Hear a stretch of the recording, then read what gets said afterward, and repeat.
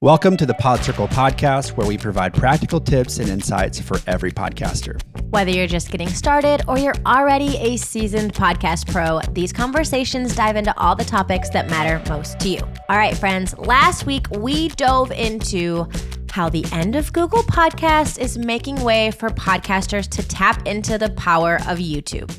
And we really believe that they can take their podcast to the next level by optimizing YouTube. And that's why we are here this week. This week, we're going to help you set up your YouTube channel and optimize and customize your settings to produce the best results for you and your business. So make sure you're subscribed to our channel on YouTube, where we post all of our episodes, and follow along with this episode and catch up on past ones. So last week, we shared that Google Podcasts has gone the way of Google Music, and it was officially sunsetted April 2nd. They are migrating all their users over to YouTube Music Podcast. So that's a little confusing, YouTube Music Podcast. But because Google owns YouTube, they are just trying to get all of their users where they already naturally are.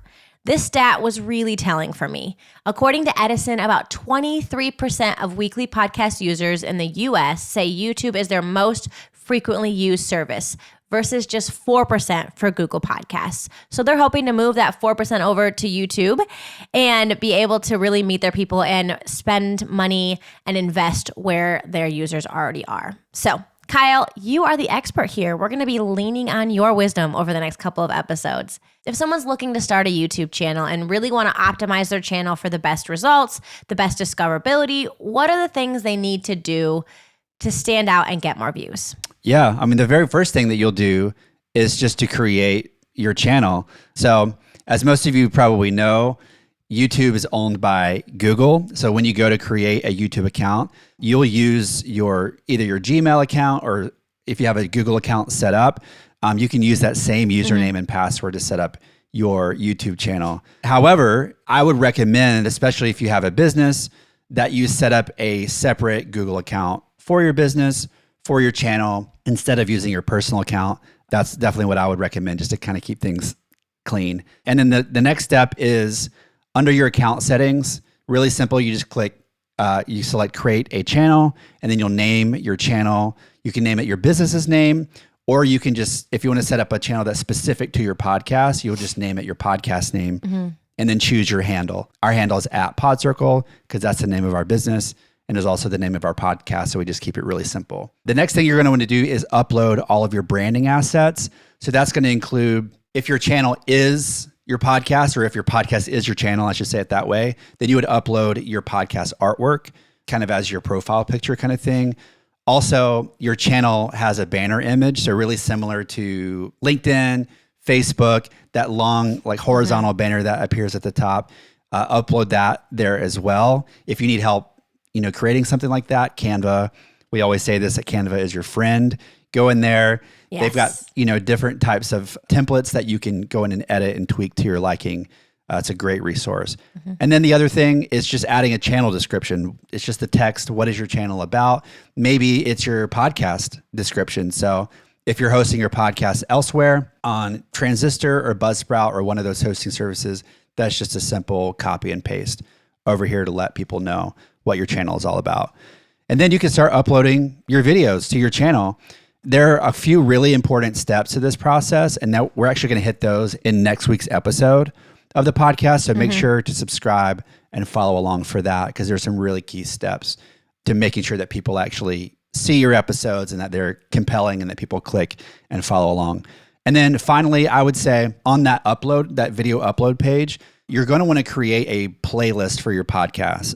So YouTube has playlists where you can group similar videos together, especially if they're topical. They have a specific designation for podcasts, and they call it a podcast playlist. And that one they treat a little bit differently. And so I would be sure to create that right away. And that every time you upload a new episode of the podcast, to go ahead in the podcast section, or the playlist section, to select that podcast playlist so that all your episodes appear in that feed, from week to week, and that people can go back and they can review all your episodes together, because you might be posting different videos to your channel that aren't a part of your podcast. Yeah. And so you want to make sure you kind of organize your channel in a way that's easy for people to navigate it. Awesome. And I think the thing that I think about when you say all of this is just the importance of consistency and making sure, like you said, if you've got your podcast description somewhere else, wherever you're hosting it, just to have consistency so you create the same experience on all the different platforms for someone who's coming to your YouTube channel, familiar with your podcast from listening on Spotify. Just consistency from a branding standpoint. And that comes in your imagery, it comes in your words, and it even comes in what you're putting out, the product that you're putting out, making sure that you have very similar, if you're doing a full video podcast, that it's very similar to the audio. Yeah. So we can get into that another time. But once your channel is set up, I know that there are a few things that really help you step it up, that you can customize your channel in some ways that maybe people wouldn't think of. So can you talk about some of the ways that we can customize a channel? Yeah, absolutely. So one of the ways is something I already mentioned, and that's your banner image. So when someone goes to your main channel, that's one of the first things they're going to see right there at the top. Again, use Canva for that. That's what that's what we use here at Pod Circle for a lot of those kind of assets. A big thing is to pay attention to the size guidelines, because they're kind of interesting, because you've got the YouTube app on your phone, and then you've got YouTube in your web browser, but YouTube also has apps on basically every smart TV. And so the sizing guidelines can be really tricky for that stuff. So make sure that maybe you just Google a YouTube banner kind of sizing template to make sure you're within the safe zones, so that image is displayed well on all the kind of different platforms. So, I wouldn't overthink it. Don't overcomplicate it.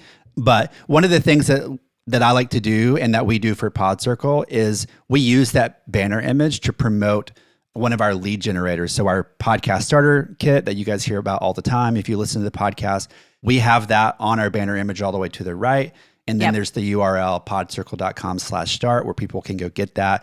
So it's just right away telling people where they can go get a free resource that's going to help them out with their podcasts. And so if you're a business owner and you're using your YouTube channel to promote your products or services, or you have lead gens, things like that, I think that's a perfect place to promote that. And then finally, the last tip I'll say here on this part of things is to use the video watermark.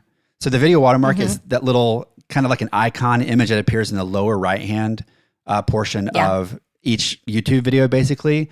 And there's different things that you can do with that. But one thing I see a lot of YouTubers do, something that we do as well, is to just have a button down there that just says subscribe, because it's always there. It's constantly there, and it's always reminding people to subscribe to the channel, because that's what it's all about. You want to build up your base of subscribers so that you can get in front of these people on a regular basis with the content that is relevant to them. So I think that's a nice little pro tip for YouTubers. So there's one other thing I want to mention here before we close out that's super important. It's that YouTube, in order to unlock some really key, what they call advanced features, you want to go through an additional level of verification with them, which simply involves uploading your driver's license. And so you might be wondering, proving you're a human.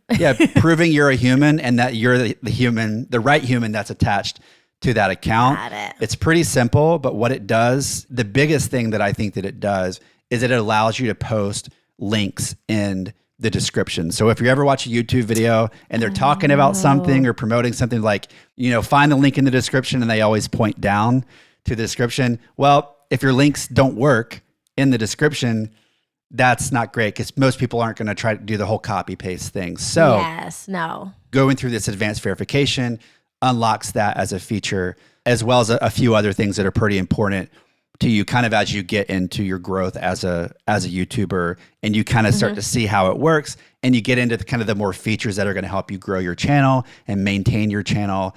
If you ever have any copyright issues, things like that, having this level of verification is going to help you overcome those a lot easier. So my advice is just to start out strong. Go ahead and go through that verification. It's really simple.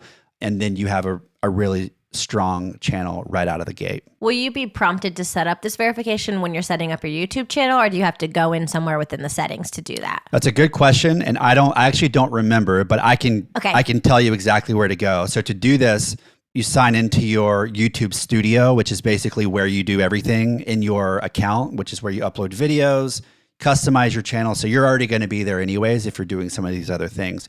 And then you just go to settings. And once you're on that settings page, you click channel, and then you're going to select feature eligibility.